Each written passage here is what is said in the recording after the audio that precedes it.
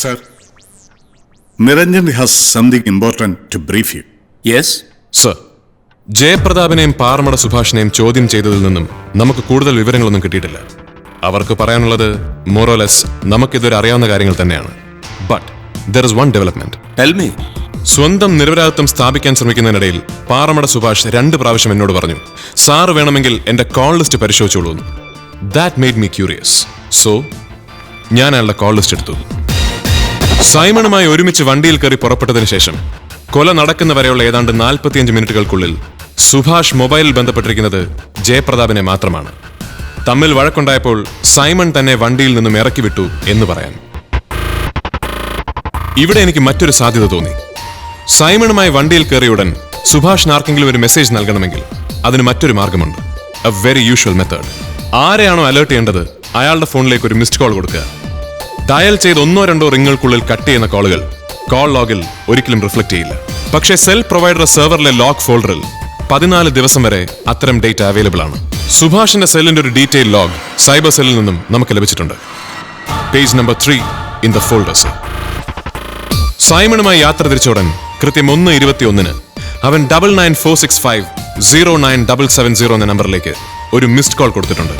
സുഭാഷ് ആർക്കാണ് miss call കൊടുത്തത്? You trace the number? Yes sir. RDX Anil, a high profile criminal. അയാളുടെ കേരള മൊബൈലിലേക്കാണ് സുഭാഷ് വിളിച്ചത്. Sir, കോറികളിൽ സ്ഫോടക വസ്തുക്കൾ എത്തിച്ചു കൊടുക്കുന്ന ഒരു ഇല്ലീഗൽ ട്രാൻസ്പോർട്ടറായിട്ടായിരുന്നു അവന്റെ തുടക്കം. പിന്നെ ഈ ഗ്രൂപ്പ് രാമേശ്വരം വഴി ശ്രീലങ്കയിലേക്ക് RDX കടത്തി തുടങ്ങിയതോടെയാണ് RDX അനിൽ എന്ന വിളിപ്പേര് വീണത്. സുഭാഷിന്റെ കോറി ഇടപാടുകളിൽ അനിലിന് ഇൻവെസ്റ്റ്മെന്റ് ഉണ്ട്. തമിഴ്നാട് ഇന്റലിജൻസുമായി നമ്മൾ ബന്ധപ്പെട്ടു സർ. RDX അനിലിനെ നിയന്ത്രിക്കുന്നതും സംരക്ഷിക്കുന്നതും മാർട്ടിൻ ദിനകറാണ്. ഈ വിവരം ഞങ്ങളിപ്പോൾ ആരുമായി ഷെയർ ചെയ്തിട്ടില്ല. എങ്ങനെയെങ്കിലും ഇത് ലീക്കായാൽ അനിൽ രക്ഷപ്പെടും. നിരഞ്ജൻ ഉദ്ദേശിക്കുന്നത് അനിലിനെ ഒരു സിംഗിൾ ഹാൻഡഡ് ഓപ്പറേഷനിലൂടെ കീഴ്പ്പെടുത്തുക എന്നതാണ്. Are you sure you can? Yes sir, I can. Then good luck. Thank you sir.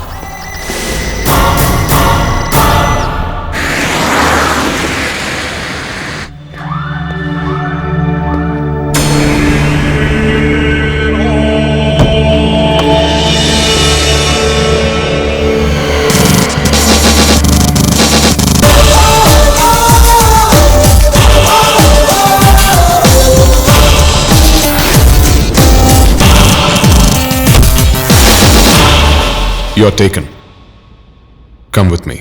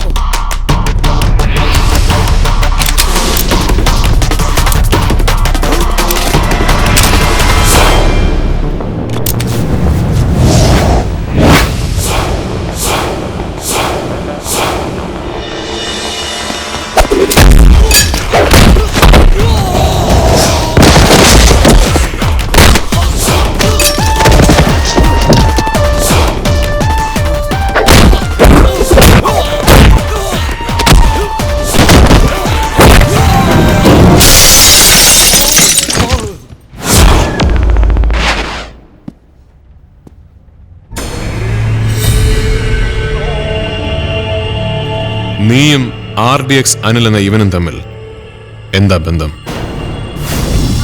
ഉത്തരം പറയുന്നതാണ് സുഭാഷ് നിനക്ക് നല്ലത്. അല്ലെങ്കിൽ ഇനി ഇവൻ ഉൾപ്പെട്ട പല കേസുകളിലും നിന്റെ പേര് കൂടി കാണും.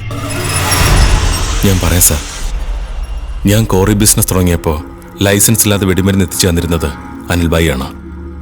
അന്ന് മുതലുള്ള അടുപ്പമാണ്. അതിനുശേഷം പല ബിസിനസ്സും ഞങ്ങൾ ഒരുമിച്ച് ചെയ്തിട്ടുണ്ട്. ബിസിനസ് എന്ന് പറഞ്ഞാൽ കൊട്ടേഷൻ, ഭൂമി പിടുത്തം, ഹവാല, പിന്നെ രാമേശ്വരം വഴി ആയുധം കടത്തൽ അല്ലേടോ? കൊല നടന്ന രാത്രി ജയപ്രതാപിനെ ഒഴിവാക്കി സൈമണുമായി അയാളുടെ ഫാം ഹൗസിലേക്ക് യാത്ര പുറപ്പെട്ടത് വ്യക്തമായ ഉദ്ദേശത്തോടു കൂടിയായിരുന്നു, അല്ലേ? ശരിയാണ് സർ. ഇവനാണ് സൈമണുമായി ആദ്യം പോയിക്കോളാം എന്ന് പറയുന്നത്.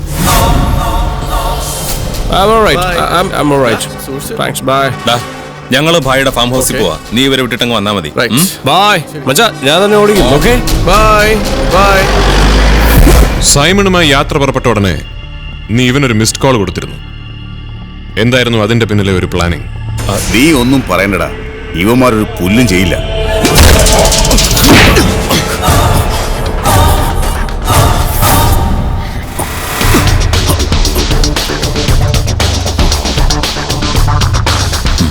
പറയാം സാർ.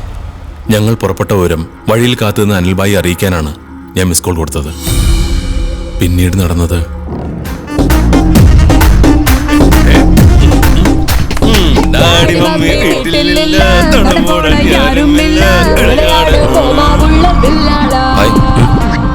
എന്റെ ഒരു ഫ്രണ്ട് അവിടെ വെയിറ്റ് ചെയ്യുന്നുണ്ട്. ഒന്ന് വണ്ടി നിർത്തണേ.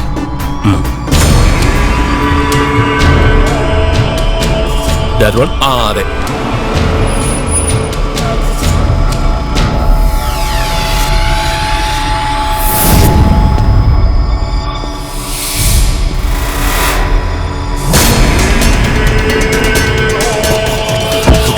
What's happening here? Move the car. Go. Go.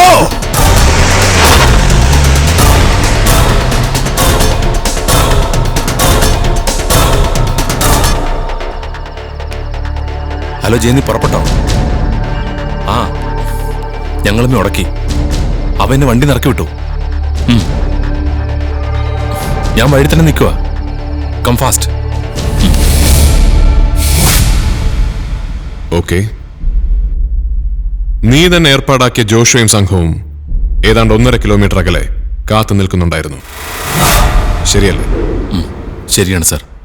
അനിൽബായിയാണ് idea തന്നത്. സൈമണിന്റെ കൊല യാദൃച്ഛികമായി സംഭവിച്ച ഒന്നാണെന്ന് വരുത്തി തീർക്കണമെന്ന് പറഞ്ഞു. ഞാനും ജോഷുവും കൂടി എല്ലാം പ്ലാൻ ചെയ്തു. സൈമണിനെ കുത്താൻ മുള്ളാണി ബിജുവിനെ ഏർപ്പാടാക്കിയത് ജോഷുവാണ്. സാറ് പറഞ്ഞതുപോലെ ജോഷുവും ഗാങ്ങും ഞാൻ ഇറങ്ങിയ സ്ഥലത്തിന് 1.5 കിലോമീറ്റർ അപ്പുറം കാത്തു നിൽക്കുന്നുണ്ടായിരുന്നു. Drive on.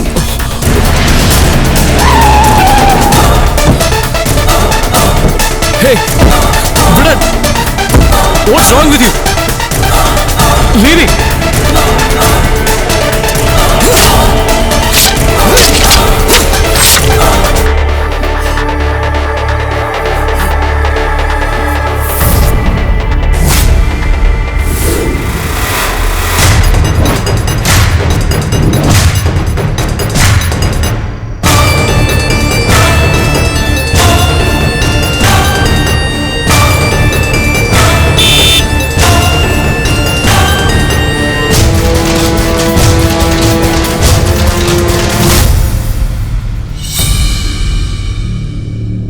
അപ്പോൾ സൈമൺ ഒരു ബൈക്ക് ഇടിച്ച് വീഴ്ത്തിയതും നീയും ഗാങ്ങും അയാളെ ഫോളോ ചെയ്തതും മുള്ളാണി ബിജു ഒരു ആവേശത്തിന് കയറി അയാളെ കുത്തിയതും ഒക്കെ വെറും കെട്ടുകഥ അല്ലേ? ശിഹാബുദ്ദീന് മനസ്സിലായില്ലേ? ആസൂത്രിതമായ കൊലപാതകമല്ല, മറിച്ച് യാദൃശ്ചികമായി സംഭവിച്ചതാണെന്ന് വരുത്തി തീർത്താൽ കോടതിയിൽ കടുത്ത ശിക്ഷയുണ്ടാവില്ല. സർ, എനിക്കൊരു കാര്യം പറയാനുണ്ട്. യെസ്. സൈമണിന്റെ കഴുത്തിൽ കണ്ട മുറിവ് മുള്ളാണി ബിജുവിന്റെ കത്തിയിൽ നിന്നല്ല സംഭവിച്ചത്. അതിവന്റെ പണിയായിരിക്കും, അനിലിന്റെ.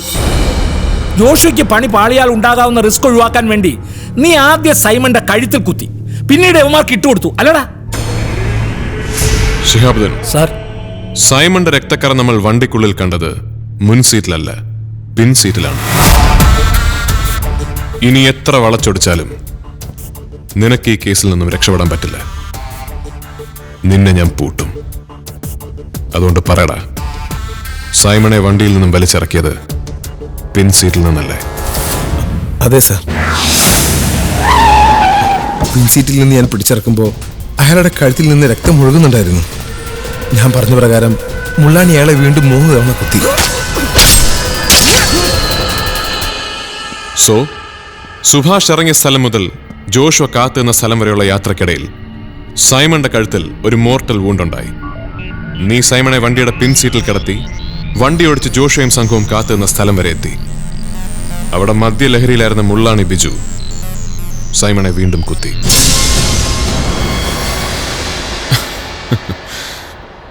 This is a stunningly intelligent crime. ഇതിന്റെ പുറകിലെ സൂപ്പർ ബ്രെയിൻ ആരാണെന്ന് എനിക്കറിയാം. The man behind you. Prove it in the court. Yes, I will. I'm going to take him and rip him apart. Your demigod, the one and only Martin Dinagar.